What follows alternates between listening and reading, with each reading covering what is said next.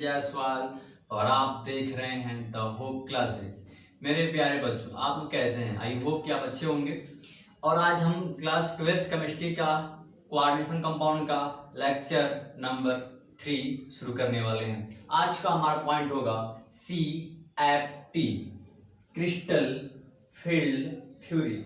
इसको बोलते हैं क्रिस्टल क्षेत्र सिद्धांत, यानी कि CFT, या इसका एक और नाम है crystal field splitting energy, CFSE, या इसको कहते हैं क्रिस्टल क्षेत्र विपाटन ऊर्जा।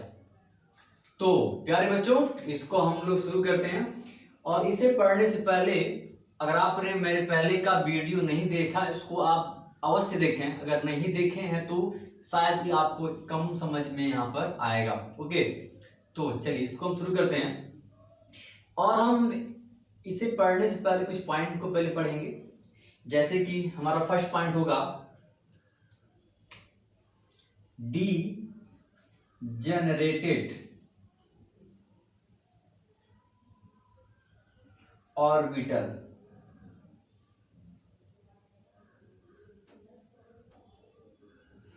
इसको हम बोलते हैं हिंदी में डी फॉर डी, इसका होता है अपभ्रष्ट, अपभ्रष्ट।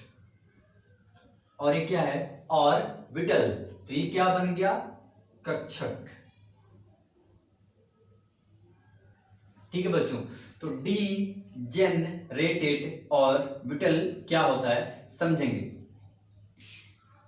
आप जानते होंगे कि डी के 5 ऑर्बिटल होते हैं। कितने होते हैं बच्चों? 5। कौन कौन से होते हैं? तो D X Y, D Y Z, D X Z, D X square Y square और डी जेड स्क्वायर। ओके बच्चों, 5 होते हैं यहाँ पे orbitals, D X Y, D Y Z, D X Z, D X square Y square और D Z square. और बच्चों, इनकी एनर्जी लगभग बराबर होती है। इनकी एनर्जी क्या होती है बच्चों? लगभग बराबर होती है। लेकिन सवाल ये है कि बराबर कब होती है? इसका आंसर है कि जब वहां पर लिगेंड ना हो। जब लिगेंड क्या हो? लिगेंड प्रेजेंट ना हो। जब लिगेंड प्रेजेंट नहीं होगा, उस केस में इन पांचों का एनर्जी समान होगा। लेकिन जैसे ही यहां पर लिगेंड एंट्री करेगा, जैसे ही लिगेंड यहां पर एंट्री करेगा तो इनकी एनर्जी चेंज हो जाएंगी, यानी कि सबकी एनर्जी यहां पर बढ़ जाएगी, बढ़ेगी। लेकिन किसी की ज्यादा बढ़ेंगी, किसी की कम बढ़ेगी। सपोज दैट इनका बढ़ गया 10 कैलोरी एनर्जी, ठीक है, इनका बढ़ गया 2 कैलोरी एनर्जी। सपोज दैट मैंने ऐसे एग्जाम्पल लिया है, ठीक है ना, 10 कैलोरी 5 कैलोरी, यानी सबका बढ़ रहा है, लेकिन किसी का कम किसी का ज्यादा। ठीक है बच्चों, यानी कि कहने का मतलब ये है कि जो एनर्जी था पहले का कुछ और रहा होगा, अब कुछ और हो गया, यानी कि पहले के एनर्जी में और अब के एनर्जी में डिफरेंस आ गया। ठीक है, तो जो डिफरेंस हो रहा है, कितना हो रहा है, कैसे हो रहा है, उसी को हम पढ़ते हैं क्रिस्टल फील्ड थ्योरी में। यानी कि डी ऑर्बिटल की एनर्जी समान होती है जब वहां पर लिगेंड ना हो, लेकिन जब लिगेंड आती है तो उनकी एनर्जी चेंज हो जाती है, किसी की ज्यादा बढ़ेगी, किसी की कम बढ़ेगी, यानी कि बराबर नहीं बढ़ रही है, यानी कि सबकी एनर्जी में क्या हो रही है? चेंज, डिफरेंस हो रहा है। तो डिफरेंस कितना हो रहा है, उस डिफरेंस को जानने के लिए, समझने के लिए हम पढ़ते हैं क्रिस्टल फील्ड थ्योरी, क्रिस्टल क्षेत्र सिद्धांत, या बोलेंगे क्रिस्टल क्षेत्र विपाटन सिद्धांत। इसका 2 नाम है। ठीक है बच्चों, तो इसी नियम को हम पढ़ेंगे और समझेंगे कि क्या होते हैं हमारे क्रिस्टल फील्ड थ्योरी। तो प्यारे बच्चों, अब हम बात करेंगे इन पांचों के शेप के बारे में। उनका शेप कैसा होता है समझेंगे। मैंने यहां पर लिया पहले एक्स और वाई एक्सिस। ओके बच्चों, मैं बात कर रहा हूं डी एक्स वाई के बारे में। तो इनका शेप कैसा बनता है? तो डी एक्स वाई बच्चों एक्स और वाई के बीच में 45 डिग्री का एंगल बनता है। तो इनका शेप कुछ ऐसा बनेगा।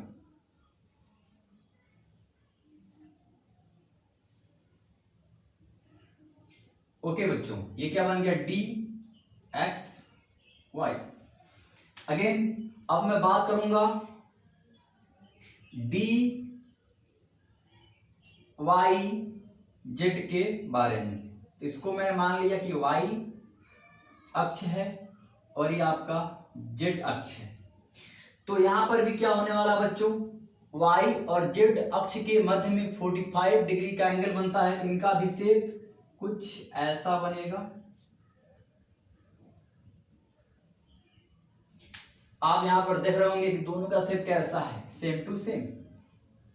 अब मैं बात करूंगा अगले। तो हमारा अगला है डी एक्स जेड एक्सिस। तो ये हमारा एक्स एक्सिस है और ये हमारा जेड एक्सिस है।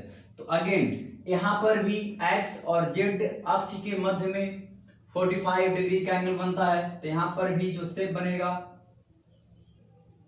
कुछ ऐसा ही बनेगा। ओके बच्चों, अब अगला है हमारा D X square Y square की। अब हम बात करेंगे, ये क्या था बच्चों? हमारा डी वाई जेड। ये क्या है बच्चों? D X Z. और मैं बात कर रहा हूं अब की बारी एक्स स्क्वायर वाई स्क्वायर की। तो बच्चों एक्स स्क्वायर वाई स्क्वायर में एक्स और वाई के बीच का जो एंगल बनता है वो बनता है 0 डिग्री। तो इनका शेप कुछ ऐसा बनता है बच्चों, कुछ ऐसा। ठीक है, ये क्या बन गया? डी एक्स स्क्वायर और ये वाई स्क्वायर। और लास्ट हमारा क्या था बच्चों? डी जेड स्क्वायर के शेप के बारे में कि कैसा बनता है इनका शेप, डी जेड स्क्वायर।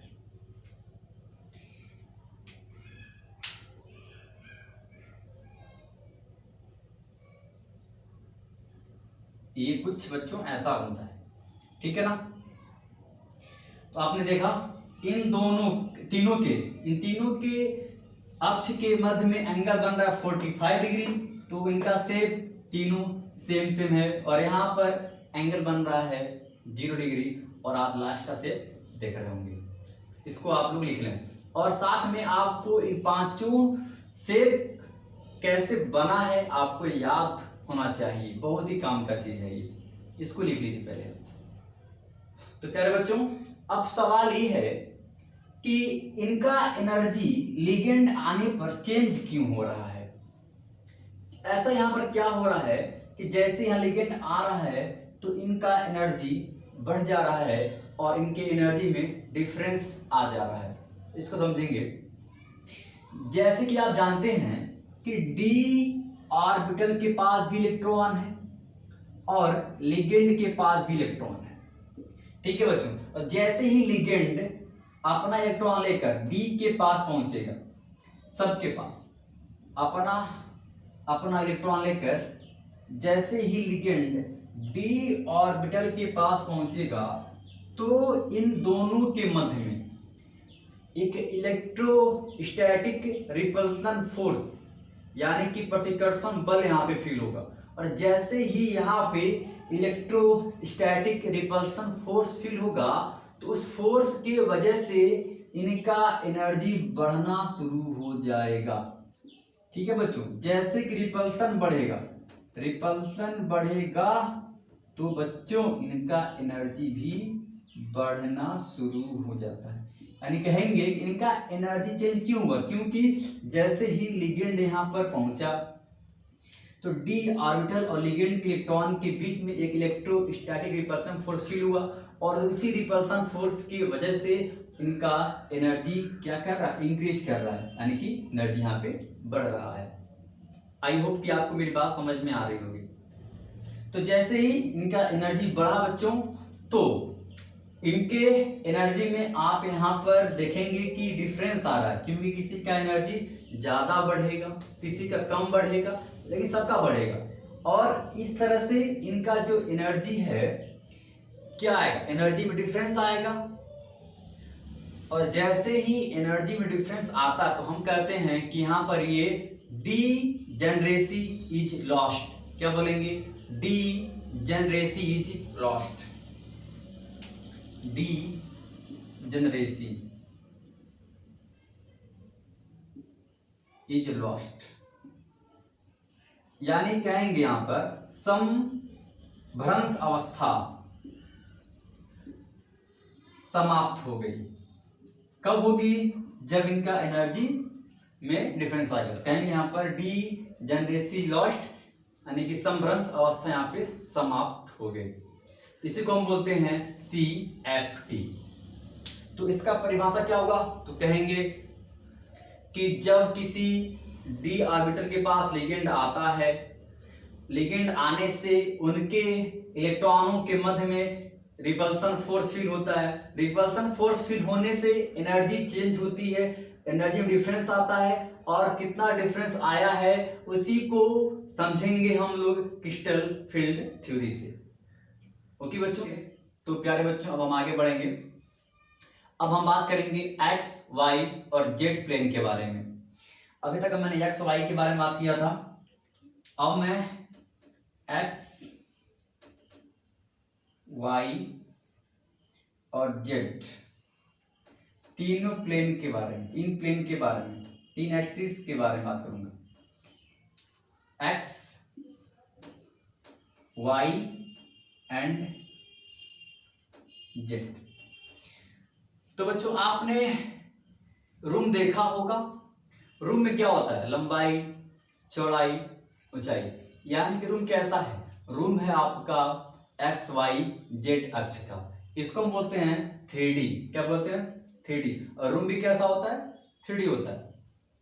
तो रूम में लिगेंड किस किस रास्ते से आ सकता है, एक तो ऐसे, एक ऐसे, दो, एक तीन ऐसे, चार ऐसे, ऊपर 5, नीचे 6, यानी कि 3D प्लेन में, एक्स वाई जेड प्लेन में 6 लिगेंड यहाँ पे एंट्री कर सकते हैं, यानी कि 2 एक्स से, 2 वाई से और 2 जेड से एंट्री कर सकते हैं बच्चों।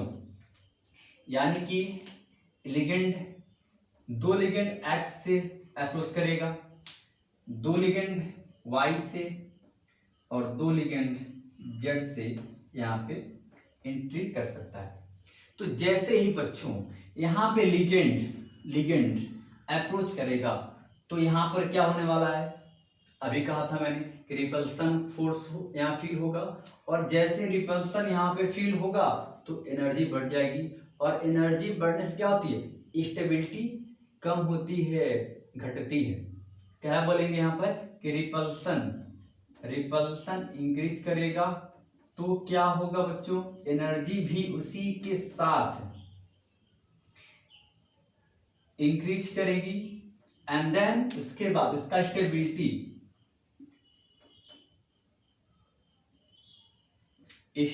यहाँ पे क्या होगी बच्चों, डिक्रीज होगी, कम होगी।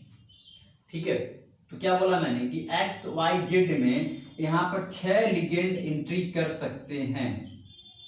और कैसे करेंगे आपको समझ में आ गया होगा। तो जैसे यहाँ पे लिगेंड अपना इलेक्ट्रॉन लेकर यहाँ अप्रोचिंग करेगा तो वहां पर रिपल्सन इंक्रीज होगा, देन एनर्जी इंक्रीज होगी, और एनर्जी इंक्रीज होने से स्टेबिलिटी भी यहाँ पे लूज होगी। यानी कि एक बात हमने क्या सीखा कि एनर्जी क्या होता है, ये स्टेबिलिटी का इनवर्सली प्रोपोर्शनल होता है। ये बात आपको एकदम अच्छे से पता होनी चाहिए। ये बात जो बोला मैंने अभी, एनर्जी क्या होती है, स्टेबिलिटी का इनवर्सली प्रोपोर्शनल होता है। This is very really important, ये आपको बहुत ही ज्यादा काम आता है हर जगह। आपको इन ऑर्गेनिक केमिस्ट्री में ये फंडा जो लिखा भी मैंने, ये दोनों फंडा आपको एकदम याद होना चाहिए, ठीक है बच्चों, ये बहुत ही काम की चीज है। तो हमने और देखा यहाँ पर कि एक्स वाई जेड प्लेन में हमारे पास 6 लिगेंड एंट्री कर सकते हैं। तो जहां पर 6 लिगेंड एंट्री करता है वहां पर शेप कैसा बनेगा, तो आप जानते हैं इस बात को? अगर नहीं जानते हो तो जान लो। अगर 6 लिगेंड एंट्री करता है तो वहां पर क्या बनेगा? शेप बनेगा ऑक्टाहेड्रल, यानी कि अष्टक फलकीय। क्या बनेगा बच्चों यहाँ पर? शेप इसका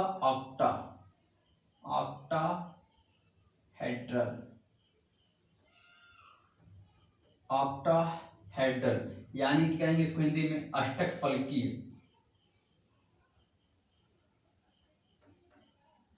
इस कोऑर्डिनेशन कंपाउंड में के सिलेबस में हमें पढ़ना है 3 शेप के बारे में। फर्स्ट क्या है हमारा शेप? ऑक्टाहेड्रल। सेकेंड हमारा शेप आएगा टेट्राहेड्रल।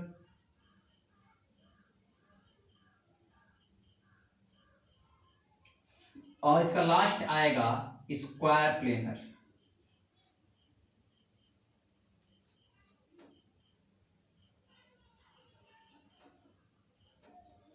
तीन तरह के बच्चे हम शेप पढ़ेंगे। फर्स्ट क्या पढ़ेंगे? ऑक्टाहेड्रल।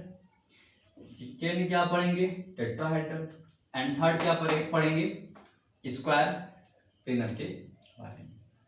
अभी आगे आएगा, समझेंगे क्या होता है, कैसे इसको हमको डील करना है, ठीक है? इसको आप लिखना पहले। तो प्यारे बच्चों अब आगे बढ़ेंगे और अब हम ये देखेंगे कि पांचों में से किसका एनर्जी ज्यादा होगा, किसका कम होगा आपके मन में। तो प्यारे बच्चों आपके मन में एक सवाल आ रहा होगा कि जैसे एनर्जी वहां चेंज तो हो रहा है, लेकिन किसका एनर्जी ज्यादा होगा, किसका कम होगा, इसका पता कैसे चलेगा? तो अब मैं उसी क्वेश्चन का जवाब दूंगा कि पांचों में से किसका रिपल्सन और एनर्जी ज्यादा होगा, किसका कम होगा। इसके लिए मैं यहाँ पर 2 ऑर्बिटल को कंपेयर करने वाला हूं, ठीक है बच्चों? तो एक्स वाई एक्सिस में हमारे पास, तो एक्स वाई में हमारे पास 2 ऑर्बिटल होते हैं। क्या किया? एक्स वाई और एक्स स्क्वायर वाई स्क्वायर। कौन कौन से होंगे बच्चों? एक क्या बनता है? एक्स वाई, और एक क्या बनता है हमारा? एक्स स्क्वायर और वाई स्क्वायर, ये तो बनता है। तो आइए इन दोनों का पहले एक ही में शेप बनाएंगे, देखते हैं।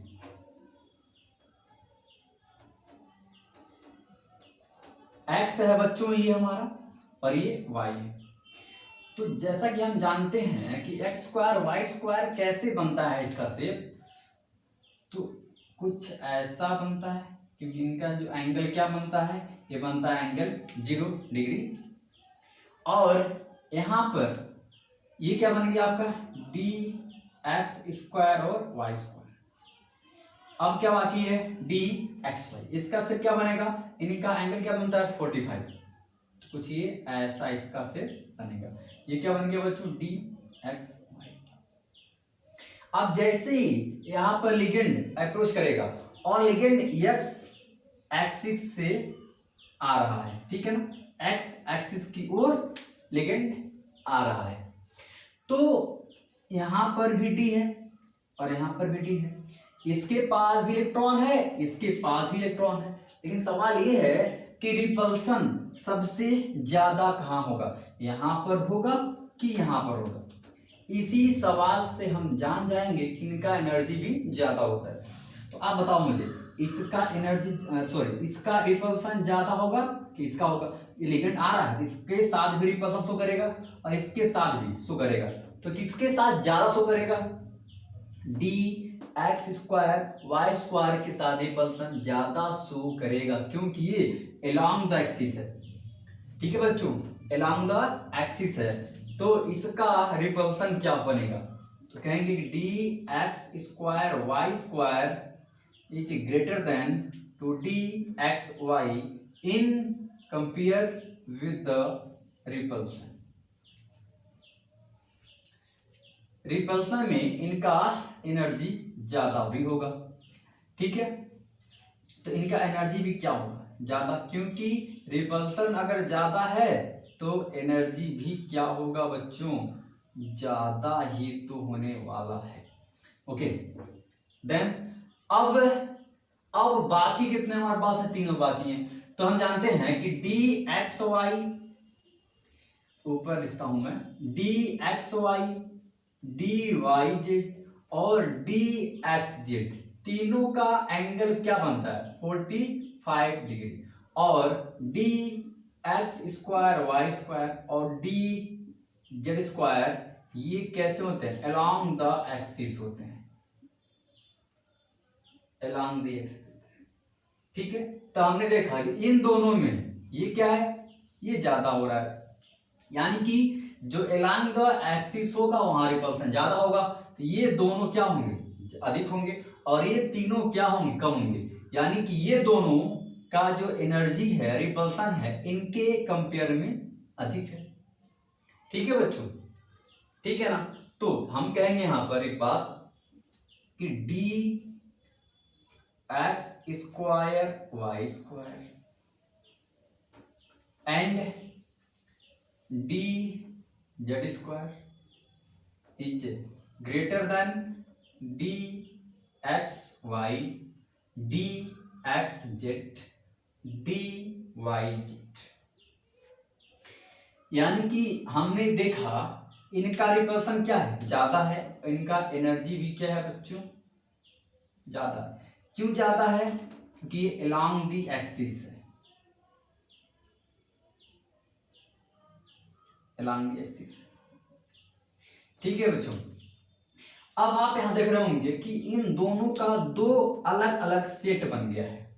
एक में क्या बना है, D X square Y square D Z square और D X Y X Z और वाई जेड बना हुआ है। तो अब हमारे पास दो सेट बन गए हैं, तो दोनों सेट को हम दो अलग अलग नाम देंगे। इसको नाम देंगे, इन दोनों सेट को ईजी, और इन दोनों को हम नाम देंगे T2G, ठीक है बच्चों। हमने क्या कहा यहाँ पे कि इन दोनों का नाम क्या बनेगा, ईजी, इनका नाम क्या बनेगा, T2G। यानी कि अगर ये ज्यादा है तो यानी कि ईजी क्या होगा, ज्यादा होगा। ईजी क्या है बच्चों, ईजी हमारा ज्यादा है, ईजी का एनर्जी क्या है, T2G से ज्यादा है। ये बात आपको याद होनी चाहिए। और ये यहाँ पर दो सेट बन गए, ईजी और T2G, इनका रिपल्सन भी क्या होगा, ज्यादा, एनर्जी भी ज्यादा होगा। इनको हमने नाम दिया ईजी, इसका नाम दिया है T2G। तो ईजी का भी एनर्जी क्या होगा, T2G से ज्यादा होगा, ठीक है। इसको लिखिए। अब इनके एनर्जी के गैप को हम लोग डेल्टा नॉट से शो करेंगे, डेल्टा ओ भी आप बोल सकते हैं। इसको हम बोलेंगे crystal field skating energy. Okay बच्चों, ठीक है। इनकी एनर्जी के गैप को हम लोग डेल्टा नॉट से शो करेंगे, और सी को हम क्या बोलेंगे, CFSE, crystal field splitting energy, crystal क्षेत्र विपाटन ऊर्जा। चमक रहा है बात बच्चों। और इसका मान होता है बच्चों 10 dy का सिंबल बनता है D, ठीक है। इसको लिखिए।